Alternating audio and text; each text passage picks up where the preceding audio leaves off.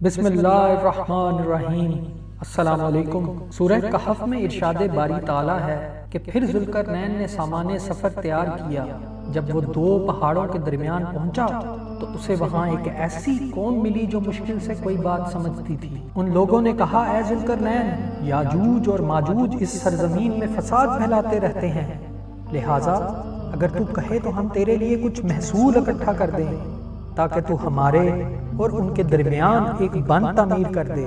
تو ذوالقرنین نے کہا، میرے رب نے مجھے جو مال دے رکھا ہے وہی کافی ہے، تم لوگ محنت مزدوری میں میری مدد کرو، میں تمہارے اور ان کے درمیان بند بنا دیتا ہوں، مجھے لوہے کی چادریں لا دو۔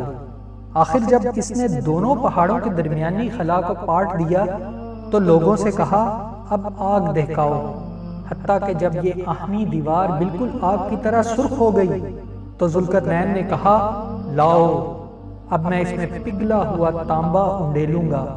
لوگوں، سورہ انبیاء کی آیت 96 اور 97 میں ارشاد باری تعالیٰ ہے کہ جب یاجوج ماجوج کھول دیے جائیں گے تو وہ ہر بلندی سے دوڑتے ہوئے آئیں گے۔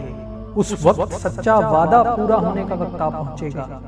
اس وقت ان لوگوں کے دیدے پھٹے کے پھٹے رہ جائیں گے جنہوں نے کفر کیا تھا، کہیں گے، ہائے ہماری کمبختی، ہم اس چیز کی طرف سے غفلت میں پڑے ہوئے تھے بلکہ ہم خطا کار تھے۔ اے لوگو، یاجوج ماجوج ایک دیوار کے پیچھے قید ہیں جس سے نکلنے کے لیے وہ صبح سے شام تک اسے کھودتے رہتے ہیں، لیکن جب دوسرے دن آ کر دیکھتے ہیں تو دیوار اپنی اصل حالت میں قائم ہوتی ہے۔ جس روز وہ شام کو انشاءاللہ کہہ کر گھروں کو لوٹیں گے تو اس سے اگلے روز وہ دیوار میں نقب لگانے میں کامیاب ہو جائیں گے۔ ابن ماجہ میں روایت ہے کہ حضرت ابو ہریرہ رضی اللہ تعالیٰ عنہ کہتے ہیں کہ رسول اللہ صلی اللہ علیہ وآلہ وسلم نے فرمایا، یاجوج ماجوج ہر روز دیوار کھودتے ہیں، جب وہ اتنی کھود لیتے ہیں کہ سورج کی شعاع نظر آ جائے تو ان کا بادشاہ کہتا ہے کہ اب واپس چلو، باقی کل کھودیں گے۔ چنانچہ وہ لوٹ جاتے ہیں۔ اللہ تعالیٰ اس دیوار کو دوبارہ اسی حالت میں لوٹا دیتا ہے۔ جب ان کی قید کی مدت پوری ہو جائے گی اور اللہ تعالیٰ انہیں لوگوں پر ظاہر کرنا چاہے گا تو وہ دیوار کھودیں گے حتیٰ کہ انہیں سورج کی شعائیں نظر آنے لگیں گی۔ تو ان کا بادشاہ ان سے کہے گا، اچھا اب چلو انشاءاللہ کل کھودیں گے، اور جب انشاءاللہ کہیں گے تب وہ اگلے روز پلٹیں گے تو دیوار کو اسی حالت پر پائیں گے۔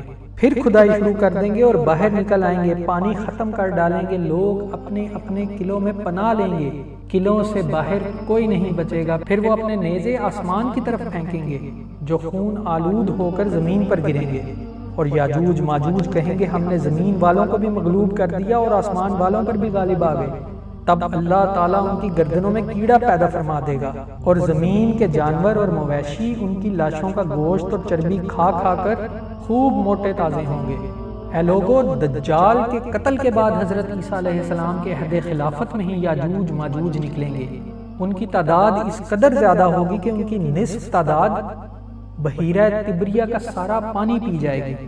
حضرت عیسیٰ علیہ السلام اللہ تعالیٰ کے حکم کے مطابق مسلمانوں کو کوہ طور پر لے جائیں گے۔ اس دوران یاجوج ماجوج باقی لوگوں کو قتل کر ڈالیں گے۔ اہل زمین کو قتل کرنے کے بعد وہ اپنے تیر آسمانوں کی طرف پھینکیں گے، تیر خون آلود زمین پر گریں گے تو یاجوج ماجوج کہیں گے کہ انہوں نے آسمانی مخلوق کو بھی قتل کر دیا۔ صحیح مسلم میں راوی ہے کہ حضرت نواس بن سمان رضی اللہ تعالیٰ عنہ کہتے ہیں کہ رسول اللہ نے فرمایا، دجال کو قتل کرنے کے بعد اللہ تعالیٰ حضرت عیسیٰ پر وحی بھیجے گا، میں نے اپنے ایسے بندے نکالے ہیں کہ ان سے لڑنے کی کسی میں طاقت نہیں، لہٰذا آپ میرے مسلمان بندوں کو کوہ طور کی پناہ میں لے جائیں۔ اس کے بعد اللہ تعالیٰ یاجوج ماجوج کو نکالے گا تو وہ ہر اونچائی سے باہر نکلیں گے۔ ان کا پہلا حصہ بحیرہ تبریہ پر پہنچے گا تو کہے گا، کبھی اس سمندر میں پانی تھا یا نہیں؟ پھر آگے چلیں گے یہاں تک کہ اس پہاڑ تک پہنچ جائیں گے جہاں درختوں کی کثرت ہے، یعنی بیت المقدس، اور کہیں گے، ہم نے زمین والوں کو تو قتل کر دیا، آؤ اب آسمان والوں کو بھی قتل کر دیں۔ چنانچہ اپنے تیر آسمان کی طرف پھینکیں گے، اللہ تعالیٰ ان کے تیر خون آلود واپس پلٹائے گا اور وہ سمجھ لیں گے کہ ہم نے آسمان والوں کو قتل کر دیا۔ اس دوران حضرت عیسیٰ علیہ السلام اور ان کے مسلمان ساتھی کوہ طور پر محصور ہوں گے اور ان کا سامان خود و نوش ختم ہو جائے گا، حتیٰ کہ ایک بیل کا سر 100 دینار سے بہتر ہوگا۔ چنانچہ حضرت عیسیٰ علیہ السلام اور ان کے ساتھی اللہ تعالیٰ سے اس مصیبت سے نجات کے لیے دعا کریں گے۔ اللہ تعالیٰ یاجوج ماجوج پر ایک عذاب بھیجے گا، ان کی گردنوں میں ایک کیڑا پیدا فرما دے گا جس سے وہ سارے کے سارے اس طرح یکدم مر جائیں گے جس طرح ایک آدمی مرتا ہے۔ اس کے بعد حضرت عیسیٰ علیہ السلام اور ان کے ساتھی کوہ طور سے واپس تشریف لے آئیں گے، لیکن زمین پر ایک بالشت بھر جگہ یاجوج ماجوج کی لاشوں سے خالی نہیں پائیں گے جن سے بدبو اٹھ رہی ہوگی۔ حضرت عیسیٰ اور ان کے اصحاب پھر اللہ تعالیٰ سے رجوع فرمائیں گے۔ اللہ تعالیٰ ایسے پرندے بھیجے گا جن کی گردنیں بڑے اونٹوں کے برابر ہوں گی۔ وہ پرندے ان کی لاشوں کو اٹھا کر لے جائیں گے اور جہاں کہیں اللہ تعالیٰ کا حکم ہوگا وہاں لے جا کر پھینک دیں گے۔ پھر اللہ تعالیٰ ایسی بارش فرمائے گا کہ جو ہر گھر اور خیمے تک پہنچے گی اور زمین کو دھو ڈالے گی، یہاں تک کہ اسے کسی باغ کی مانند بدبو سے پاک اور صاف کر دے گا۔ اے لوگو، یاجوج ماجوج کا فتنہ بہت تباہ کن فتنہ ہوگا۔ حضرت زینب بنت حبش کہتی ہیں کہ رسول اللہ صلی اللہ علیہ وآلہ وسلم اپنی نیند سے بیدار ہوئے اور آپ صلی اللہ علیہ وآلہ وسلم کا چہرہ مبارک سرخ ہو رہا تھا۔ آپ صلی اللہ علیہ وآلہ وسلم نے ارشاد فرمایا، لا الہ الا اللہ، ہلاکت ہے عربیوں کے لیے ایک ایسے فتنے کی وجہ سے جو قریب آ گیا ہے۔ آج یاجوج ماجوج کی دیوار میں اتنا سوراخ ہو گیا اور آپ صلی اللہ علیہ وآلہ وسلم نے دونوں ہاتھوں کی انگشت شہادت اور انگوٹھے ملا کر دکھائے۔ حضرت زینب رضی اللہ تعالیٰ عنہ نے عرض کیا، یا رسول اللہ صلی اللہ علیہ وآلہ وسلم، کیا نیک لوگوں کی موجودگی میں ہم بھی ہلاک ہو جائیں گے؟ آپ صلی اللہ علیہ وآلہ وسلم نے فرمایا، نہیں، بلکہ اس وقت ہلاک ہوں گے جب برائی عام ہو جائے گی۔